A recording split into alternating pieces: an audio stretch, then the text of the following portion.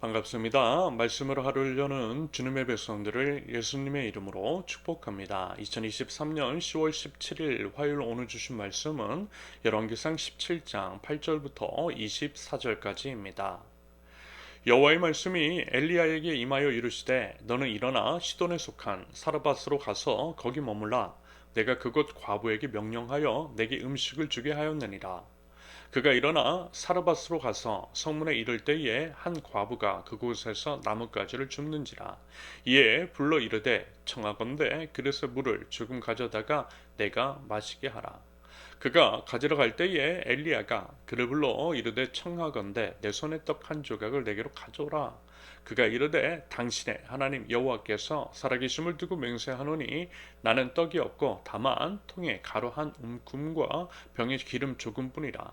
내가 나뭇가지 둘을 주어다가 나와 내 아들을 위하여 음식을 만들어 먹고 그 후에는 죽으리라. 엘리야가 그에게 이르되 두려워하지 말고 가서 내 말대로 하려니와 먼저 그것으로 나를 위하여 작은 떡 한 개를 만들어 내게로 가져오고 그 후에 너와 내 아들을 위하여 만들라. 이스라엘의 하나님 여호와의 말씀이 나 여호와가 비를 지면에 내리는 날까지 그 통에 가루가 떨어지지 아니하고 그 병에 기름이 없어지지 아니하리라 하셨느니라. 그가 가서 엘리야의 말대로 하였더니 그와 엘리야와 그의 식구가 여러 날 먹었으나 여호와께서 엘리야를 통하여 하신 말씀같이 통에 가루가 떨어지지 아니하고 병에 기름이 없어지지 아니하니라. 이 일 후에 그 집 주인 되는 여인의 아들이 병들어 증세가 심히 위중하다가 숨이 끊어진지라. 여인이 엘리야에게 이르되 하나님의 사람이여 당신이 나와 더불어 무슨 상관이 있기로 내 죄를 생각나게 하고 또 내 아들을 죽게 하려고 내게 오셨나이까. 엘리야가 그에게 그의 아들을 달라 하여 그를 그 여인의 품에서 받아 안고 자기가 거처하는 다락에 올라가서 자기 침상에 누이고 여호와께 부르짖어 이르되 내 하나님 여호와여 주께서 또 내가 우거하는 집 과부에게 재앙을 내리사 그 아들이 죽게 하셨나이까 하고 그 아이 위에 몸을 세 번 펴서 엎드리고 여호와께 부르짖어 이르되 내 하나님 여호와여 원하건대 이 아이의 혼으로 그의 몸에 돌아오게 하옵소서 하니 여호와께서 엘리야의 소리를 들으심으로 그 아이의 혼이 몸으로 돌아오고 살아난지라. 엘리야가 그 아이를 안고 다락에서 방으로 내려가서 그의 어머니에게 주며 이르되 보라 내 아들이 살아났느니라. 여인이 엘리야에게 이르되 내가 이제야 당신은 하나님의 사람이시오 당신의 입에 있는 여호와의 말씀이 진실한 줄을 아노라 하니라. 아멘. 가만 보면요, 하나님께서는 참으로 짓궂으신 면이 있으신 것 같습니다. 이 표현이 정확한 것이 아닌지는 모르겠지만 말하자면 이런 의미인 거죠. 민망한 상황 속을 우리를 이끌어 가시더라는 거예요. 그것을 통해 우리의 믿음을 테스트하시는 것 같습니다. 하나님께서 이제 믿음의 테스트를 하실 때가 분명히 있는데 거의 이와 비슷한 패턴인 것 같아요. 의아함.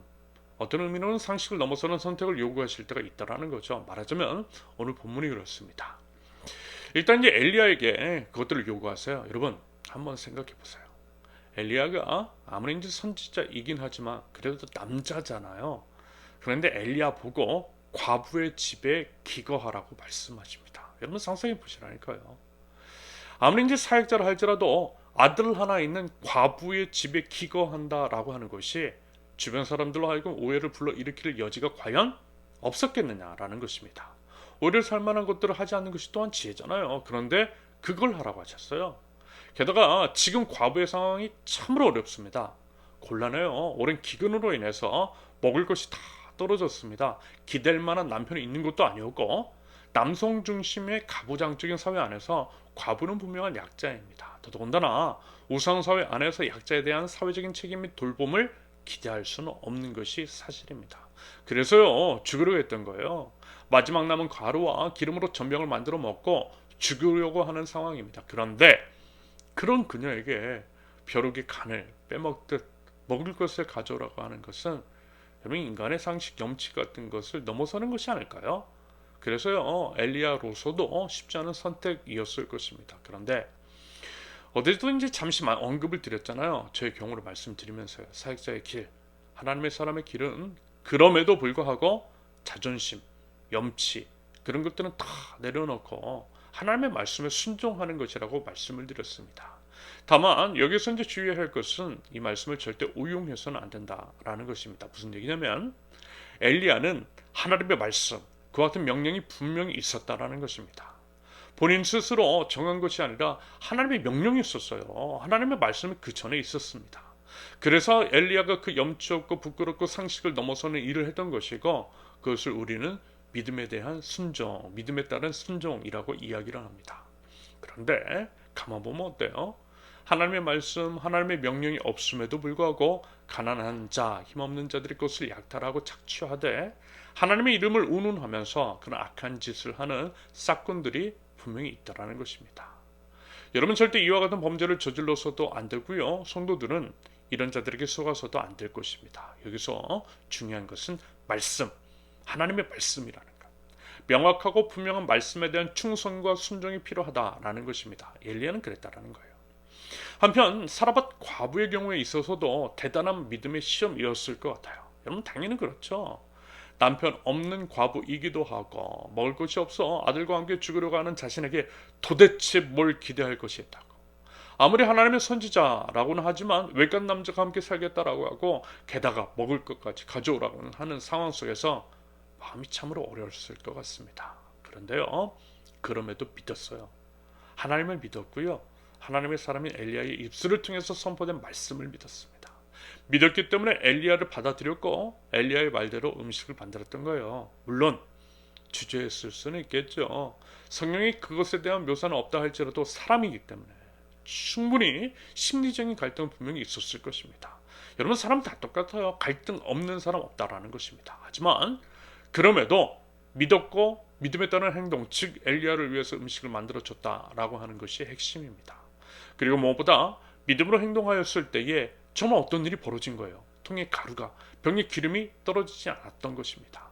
순종에 따른 믿음의 역사가 벌어졌다라는 거죠. 여러분, 이처럼 하나님의 역사는 순종하는 자에게 부어주는 하나님의 선물입니다.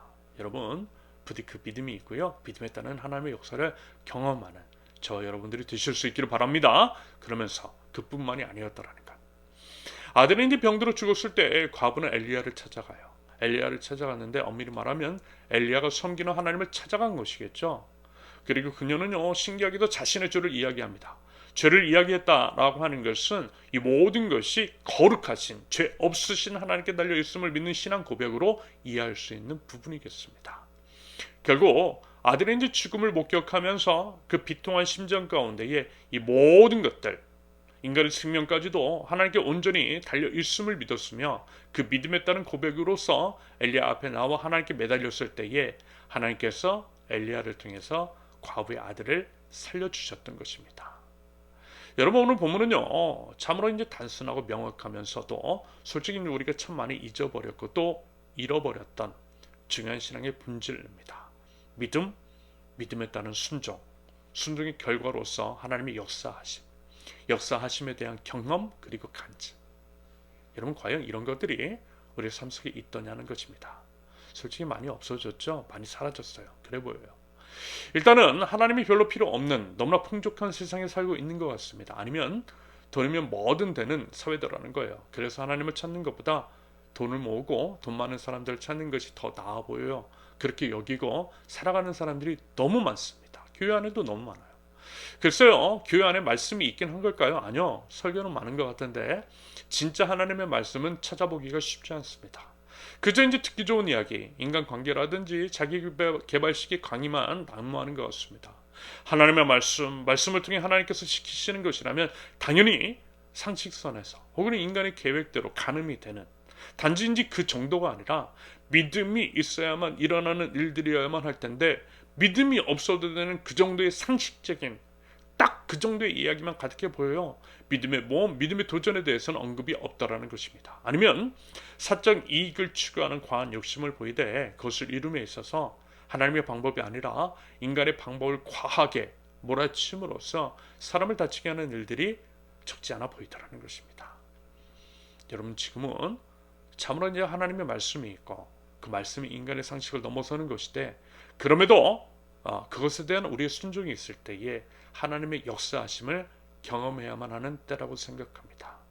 이런 면에서 저는요, 우리 세우는 교회의 발걸음이 하나의 본이 되었으면 하는 게 있어요. 하나님의 말씀이 있었고요.